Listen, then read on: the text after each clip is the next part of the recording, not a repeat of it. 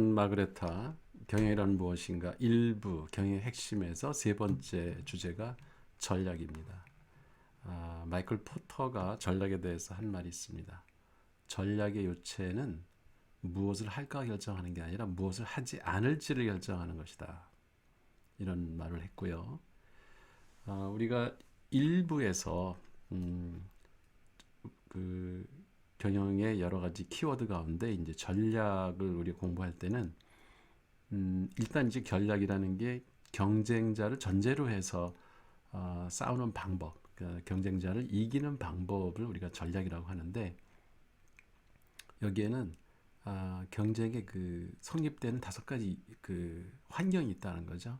그 5가지 이제 경쟁의 요소라고도 하는데 five force라고 그래요. 첫 번째가 이제 새로운 진입 기업의 위협.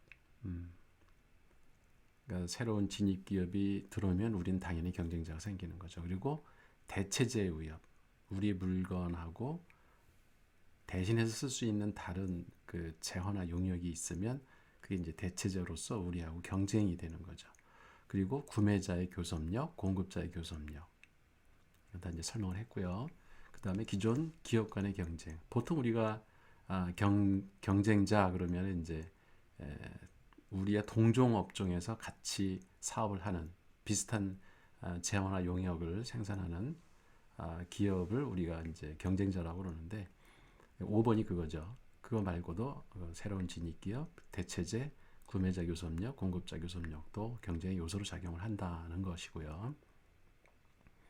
그 다음에 이제 그 전략, 그 마케팅에서 흔히 이야기하는 본원전 전략이라는 게 있어요.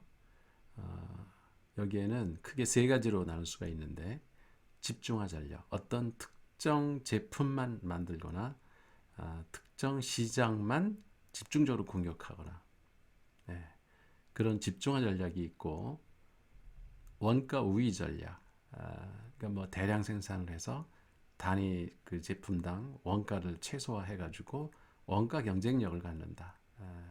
그런 전략을 세울 수가 있겠죠. 원가 우위 전략. 이제 이건 비용을 최소화하는 그런 할 수 있는 조직이 할 수 있는 모든 수단을 동원하겠죠. 원가 우위 전략을 쓰기 위해서는. 그런가 하면 차별화 전략이라는 것도 있죠.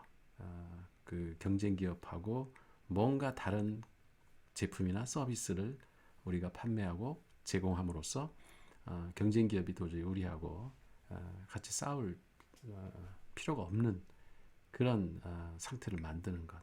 이런 걸 이제 차별화 전략이에요. 그래서 이 차별화 전략 부분을 좀 더 자세히 한번 살펴보죠. 그래서 이 월마트 사례가 이제 유명한데요. 월마트는 창립자가 샘 월튼이란 사람이 창립을 했어요. 그 1962년 상당히 오래됐죠. 한 50년 전이네요. 그냥 50년, 60년이 됐네요. 그죠? 60년 전에 미국 아칸소주의 로저스라고 하는 타운에 지금 본사도 거기에 있네요. 아칸소 벤턴빌이라는 곳에 이제 본사가 있고요. 이 회사가 60년대 당시만 해도 이제 백화점이 많이 이제 생길 때고 그 미국의 이제 대형 소매업체들이 이제 탄생할 때입니다. 이때 이런 그 기존의 그 대형 그 소매업체들하고 경쟁하지 않고 되게 이제 그런 대형 업체들은 도시에 있었겠죠. 근데 도시에 가서 또 매장을 내고 이제 그 경쟁을 하는 것이 아니라 작은 마을에 가서 시골 마을 여기 보면은 석공요인 가운데 시골 마을 매장을 개장했다고 그랬죠. 그 시골 마을 공략을 한 겁니다. 시골 마을에는 그런 큰 쇼핑센터가 없으니까 장을 보기 위해서 주말이면 이렇게 인근에 있는 큰 도시로 물건을 사러 여행을 가야 되는 그런 입장에 있는 그런 마을들을 공략을 한 거죠. 그렇게 시작을 해가지고 2018년 통계로는 전 세계에 220만 명의 직원 수를 거느리는 거대 기업으로 성장을 했습니다. 미국에만 150만 명이 있고 해외에 70만 명의 직원들이 근무를 하고 있어요. 요거는 이제 이 3월 올해 3월 20일 오후 1시 40분에 이제 주가가 이게 자동으로 뜬 건데요. 한 주당 115달러. 우량주에 속하죠. 그 매장이 2020년 1월 31일 기준으로 11,503개가 전 세계에 있습니다. 재미난 것은 이 월마트가 한국에도 있었죠. 근데 이마트하고 롯데마트 이런 국내 기업들에 의해서 밀려났어요. 그래서 월마트가 전 세계에 매장을 내서 실패한 흔치 않은 사례가 한국에서 일어난 거죠. 어쨌든 문화적으로 뭔가 차이가 있었던 것 같고요. 그리고 국내 그런 그 쇼핑몰들이 공격적으로 그 마케팅을 한 뭐 결과이기도 할 겁니다. 여러 가지 요인이 있겠죠. 어쨌든 이 월마트가 그 세계적으로는 상당히 성공한 그런 할인점입니다.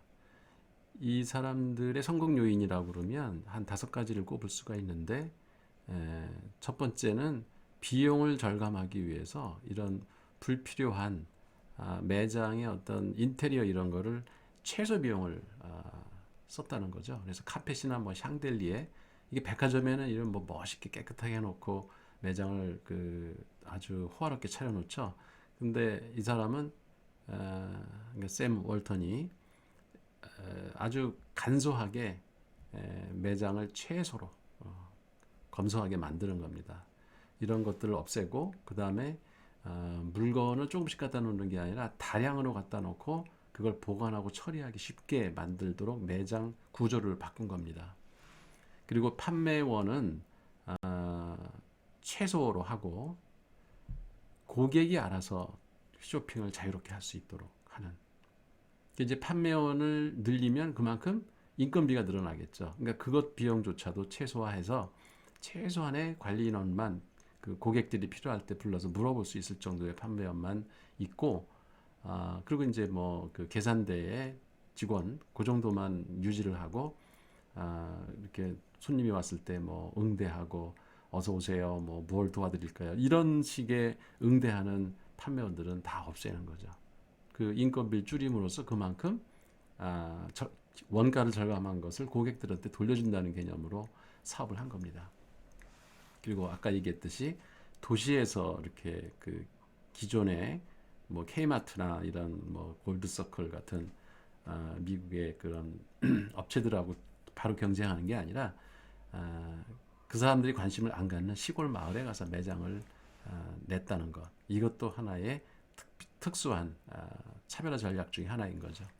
그리고 비용 요인을 최소화함으로써 검소한 모습을 스스로 실천을 했다고 그래요. 그래서 이 샘 월튼 회장은 이게 뭐 거대 기업의 회장임에도 불구하고 세계를 여행할 때 보면은 이코노미석, 그 비즈니스석 이런 거 안 타고 3등석에 앉아서 여행을 한다든지, 그리고 수행원을 뭐 이렇게 여러 명 데리고 가고 비서를 뭐 비서진을 거느리고 이렇게 회장들은 보면은 되게 막 호화로운 차를 타고 다니잖아요. 근데 이 사람은 뭐 영업용 택시를 타고 혼자 서류 가방 하나 들고 다니고 그랬다고 그래요.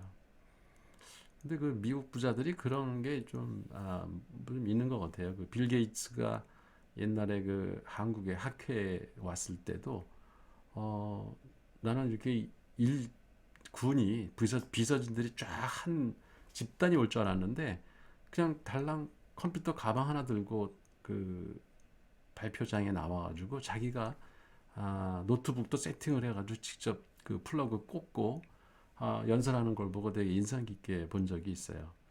이게 그 사실 뭐 빌 게이츠는 이미 그때 전 세계 뭐 최고 갑부라고 했는데 전혀 그런 모습이 안 보이는 겁니다. 이런 점들은 우리나라 그 기업 총수들이 좀 배워야 될 점이 아닌가 하는 생각이 들어요. 근데 샘 월턴이 봐도 그랬다고 합니다. 아주 서민처럼 그렇게 자가용 뭐 호화로운 거 타고 다니지도 않고, 하여튼 비용 낭비 요인을 최소화함으로써 그렇게 절약한 원가 절감한 것을 고객들한테 돌려준다라고 하는 개념으로 사업을 했다고 그래요. 그리고 이제 최신 그 정보 시스템을 늘 그 여기에 투자를 아끼지 않고 정보 시스템 구축을 했다고 합니다. 그래서 이제 뭐 대표적인 게 그 월마트에서 그 서플라이 체인 매니지먼트 SCM이라고 그러죠. 그러니까 공급망 관리 시스템을 구축을 해서 그러니까 매장에서 물건이 팔리면 그 이렇게 스캔으로 이제 긁잖아요. 그러면 그 순간에 그 물건이 재고가 빠져나간 것들을 사람들이 다니면서 이렇게 체크하는 게 아니라 그냥 전산 시스템으로 자동으로 그 공급업자들한테 그 정보가 쫙 퍼지는 겁니다. 그 실시간으로.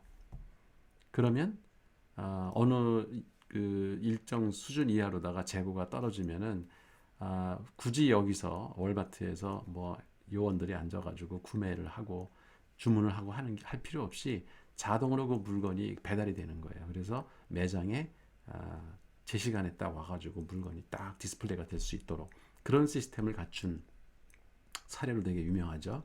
그리고 또 이제 빅데이터, 이제 데이터 마이닝이라고 그랬어요. 90년대에는 데이터 마이닝 시스템들을 활용을 해서 소비자들이 그 어떤 매장에서 물건을 사는 그 패턴을 분석을 해가지고 그 매장에 물건을 디스플레이하는 방식을 그런 데이터 마이닝 그 기법을 이용해 가지고 지금 얘기하면 이제 빅데이터 분석을 한 거죠. 그래서 고객들의 그 쇼핑 패턴을 분석을 해서 물건을 디스플레이하는 이걸로다가 수익을 내고 하는 그런 사례들이 많이 소개되기도 했었죠. 그래서 정보 시스템은 지금도 계속 업데이트하면서 이런 그 할인마트나 쇼핑몰에 아주 우선을 그러니까 선도적인 모범을 보이는 그런 기업 중에 하나입니다.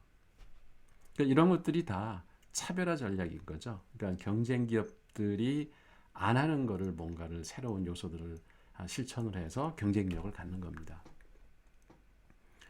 그 다음에 이제 그 전략이라고 하는 개념을 좀 이렇게 우화적으로 재미있게 표현한 게 하나 있는데 이제 워런 버핏이 자기네 그 회사 이름이 이제 버크셔 해서웨이 여기를 자본의 성, 캐피털 캐슬이라고 불렀다고 그래요. 이제 성 하면은 여러분이 갖고 있는 이미지가 있죠.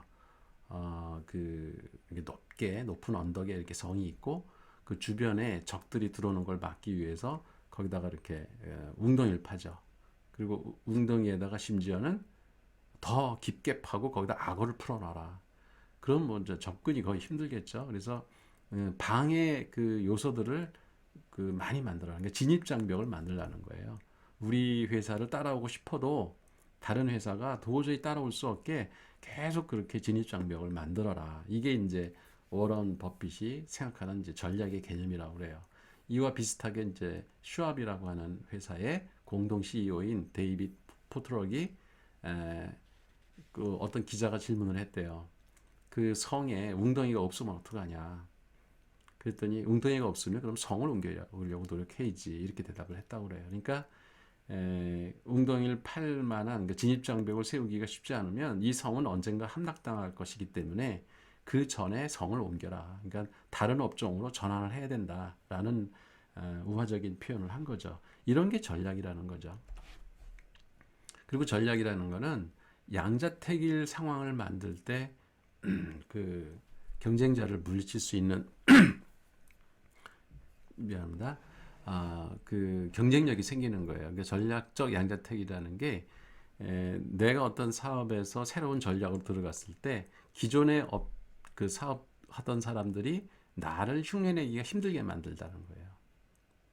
그래서 여기 사례가 엔터프라이즈 렌터카라는 그 차 빌려주는 회사 여기에서 여러분이 혹시 해외 여행을 하면 뭐 그러니까 특히 이제 미국에 가면 그 공항에 입구부터 보면 이렇게 그 간판들이 보일 거예요. 그러니까 여기 보면 뭐 알라모, 무슨 버젯, 헐츠, 뭐 내셔널 이런 그 이게 자동차 그 빌려주는 회사들 상표 대표적인 상표들이거든요. 근데 엔터프라이즈라는 이 상표는 잘 안 보입니다. 근데 여기는 이 회사들 못지않게 돈을 잘 버는 그 렌터카 회사인데 여기는 시장 자체를 기존의 경쟁 기업들하고 달리 다른 곳에서 그 고객을 찾은 겁니다. 즉 자동차 정비소 고객을 대상으로 여기는 렌터카 사업을 해요. 그래서 그 공항에 만약에 이렇게 알라모나 버제처럼 그 매장을 갖고 있으려면은 그 차를 쫙 세워놔야 되잖아요. 그 렌트할 차를. 그러니 그 땅이 얼마나 비싸겠어요, 공항에. 그러니까 자본력이 대단히 많지 않으면, 그러니까 기존의 기업이 아니면 새로 들어가기가 진입 장벽이 높은 거죠. 그러니까 그 사람들하고 많은 돈을 투입해 가지고 새로 가서 경쟁할 게 아니라 아예 다른 시장을 찾은 거죠. 그래서 교외 지역, 교회 지역이 아니라 교외 지역에 차고를 마련하고 이런 데는 땅값이 싸겠죠. 그런 데다가 차를 이렇게 그 보관을 하고 있다가 이 차량 정비소에서 차가 필요하다. 근데 차량 정비소에서 차를 빌리는 사람들은 뭐 하루 잠깐 쓰고 말고 이런 사람들이 아니죠. 차를 고치는 동안 오래 빌리는 사람들이 대부분일 테고, 그리고 이 사람들은 가격에 민감해요. 왜냐하면 장기간 빌려야 되기 때문에. 그러니까 이렇게 땅값이 저렴한 곳에 차고를 만들므로써 원가를 절감해서 장 기간을 오히려 늘려주고 장기간 임대를 하더라도 임대료가 되게 싸도록, 그래가지고 이런 헐츠나 뭐 아비스, 버젯 이런 회사들하고 직접 경쟁을 안 하는 겁니다. 그러면 이제 이 엔터프라이즈가 이런 식으로 사업을 해서 돈을 버니까 그러면 아비스나 뭐 헐츠 이런 회사들이 따라서 하려고 할 거 아니에요? 근데 그렇게 하기에는 기존 기업들이 포기할 게 너무 많다는 거죠. 시장을, 그러니까 고객을 두 군데를 다 상대를 해야 되고, 그 다음에 그러면 매장을 기존에 하던 곳에서 수익을 내고 있으니까 공항이나 이런 비싼 곳에도 차고를 가지고 있고 또 교외 지역에 갖고 있으면서 또 그 다른 사업을 해야 되고, 그러니까 조직 구조상 이렇게 되면 그 관리할 그 범위가 넓어지기 때문에 굳이 그런 식으로 해서 이중 투자를 할 필요가 없게 만드는 거죠. 그래서 기존 사업을 그대로 하든지 아니면 아예 업종을 변환해서 고객을 세그멘트를 달리해 가지고 그렇게 교외 지역으로 나가서 경쟁을 하든지 이렇게 만들라는 거예요. 이게 이제 양자택일적 상황을 만드는 겁니다. 그 비슷한 사례가 델 컴퓨터도 마찬가지죠. 그러니까 이미 델 컴퓨터가 생기기 이전에 IBM이라든가 뭐 여기 후지스 일본의 도시바, 그다음에 소니 이런 회사들이 컴퓨터를 팔고 있었고, 미국에서는 뭐 휴렛 패커드라든가 뭐 IBM, 그다음에 애플 이런 그 회사들이 컴퓨터 시장을 장악하고 있었을 거 아니에요. 근데 이 사람들이랑 같이 생산 공장을 만들고 뭐 설계를 하고 부품을 직접 생산하기도 하고 막 이러면은 경쟁력이 없는 거죠. 새로운 신규 진입자로서 그들과 경쟁해서 이기기가 힘든 거죠. 그러니까 아예 이 사람들하고는 전혀 다른 방식으로 조직 구조를 가져가는 거예요. 전략을 그 외주한 부품들, 외부에서 조달한 부품들을 조립만 해서 파는, 그리고 가격을 그만큼 낮추는 그런 전략을 폈던 거죠. 그러니까 IBM이나 애플에서 델 컴퓨터가 돈을 잘 버니까 따라하고 싶죠. 근데 그렇게 하려면 기존에 자기네들이 깔아놓은 전 세계적인 마케팅 그 브랜치들, 망들을 다 포기해야 되고, 그 다음에 자기네들이 이미 명성을 갖고 있는 그런 핵심 부품들을 직접 생산하는 이런 것들을 포기해야 되고, 그죠? 그런 가치가 있겠는가? 그러니까 기존의 사업대로 그냥 하든지 아니면 그걸 접고 델처럼 아예 조립만 하든지 이렇게 양자택일하는 상황을 만들라는 거죠. 그러니까 그들이 그럴 리가 없기 때문에 델 컴퓨터는 그들과 직접 경쟁하지 않고 별도의 시장을 만들어서 사업을 해가지고 성공을 하는 거죠. 이런 것이 전략적 양자택일 상황을 의도적으로 만들어서 경쟁력을 갖춘다라고 하는 겁니다. 그리고 우리가 전략 그 이론을 공부할 때는 항상 게임 이론이라는 거를 우리가 이해를 해야 됩니다. 그러니까 게임 이론은 존 폰 로이만하고 오스카 모르겐슈테른이라는 그 학자가 개발한 이론인데, 이게 뭐 왜 그 카드를 치든지 아니면은 그 우리나라의 그 뭐예요 고스톱 이런 게임을 하는 상황에서 사람들이 어떻게 행동하는가를 이게 시뮬레이션해서 만든 모델이에요. 그래서 이런 상황에서는 그러니까 게임하는 상황은 그런 거예요. 일방적으로 의사결정을 하는 게 아니라 항상 경쟁자가 있기 때문에 내가 어떤 행동을 하면 상대방도 거기에 따라서 반응을 한다는 거죠. 그러니까 모든 움직임이 경쟁자의 반응을 불러일으킨다는 거고요. 두 번째는 경제 게임에서 가치 사슬 전체와 각 회사들이 추구하는 가치에 주목하는 것이 매우 중요하다. 이게 무슨 얘기냐면 이 경제 게임을 한다는 게 이제 경쟁 기업끼리 서로 가격 경쟁을 하든지 아니면 품질 경쟁을 하든지 뭐 생산 설비 그 경쟁을 하든지 그 경쟁의 요소들이 가치 사슬 속에 있는 거예요. 판매망이 아주 우수하든지 어떤 기업은 그러면 이제 경쟁 기업하고 항상 비교를 해봐서 이 가치 사슬 전체를 봤을 때 우리 기업이 어떤 가치 사슬 요소가 강점을 가지고 있고 경쟁 기업에 비해서 어떤 부분은 취약한가 이런 걸 알고 상대방한테 경쟁 우위를 가지려면 우리가 어떻게 전략을 취해야 될까를 결정을 하라는 겁니다. 그리고 세 번째는 게임에서 성공의 열쇠가 자신의 위치에 집중하는 데 있는 것처럼 보이지만은 그죠? 많은 기업들이 자기 기업 내에 효율성을 올리거나 생산성을 올리는데 전력 투구하는 것 같아요. 근데 정말 잘 나가는 글로벌 기업들이나 경쟁력 있는 기업들은 실제로는 그 반대 경우가 많다. 그러니까 자기 내부에 초점을 맞추기보다는 경쟁 기업이 어떻게 하는가에 따라서 반응을 한다는 거죠. 그게 일반적인 경쟁 환경이라는 것이 이제 게임 이론이 주장하는 겁니다.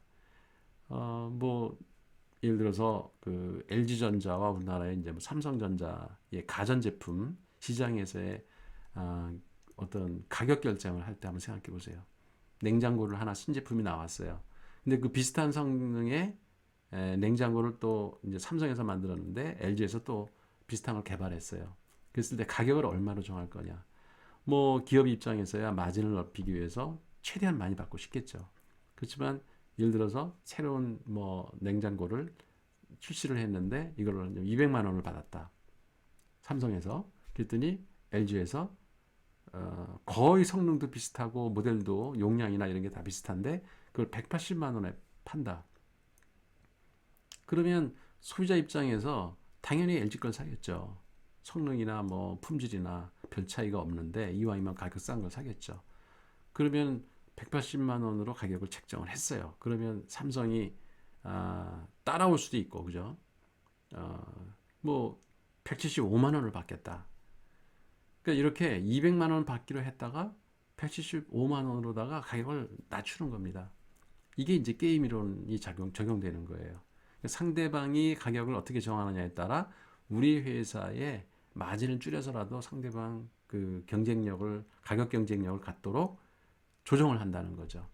그런데 이걸 무한정 내릴 수는 없을 거 아니에요. 예를 들어서 원가가 제조하는데 적어도 한 150만 원은 든다. 그러면 서로 이제 가격 경쟁을 하면서 가격을 낮추려고 하겠죠. 근데 150만 원 이하는 안 내려가겠죠. 그리고 150만 원 받아가지고는 원가 그대로 받아서는 회사를 어떻게 운영을 해요? 못하죠. 이익이 남아야 되니까 한 155만 원이나 최소 160만 원 정도에서 가격이 안정이 될 겁니다. 그러면 두 기업이 그 한 160만 원 정도에서 더 이상 가격 경쟁을 안 하고 그냥 그 각자 뭐 브랜드 경쟁을 하든지 마케팅 활동을 해서 이제 판매를 하려고 하겠죠. 그걸 이제 새들 포인트, 안장점에 이제 도달했다. 뭐 이런 얘기를 합니다.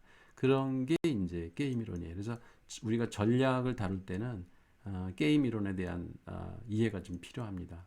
뭐 이 게임 이론만 가지고 한 학기 동안 강의도 할 수 있는데 우리는 그냥 그 정도로 이 전략을 공부할 때 게임 이론을 염두에 둔다. 이 정도만 갖고 또 기회가 있으면 우리가 게임 이론에 대해서 더 자세히 공부를 할 겁니다. 여기까지 하죠.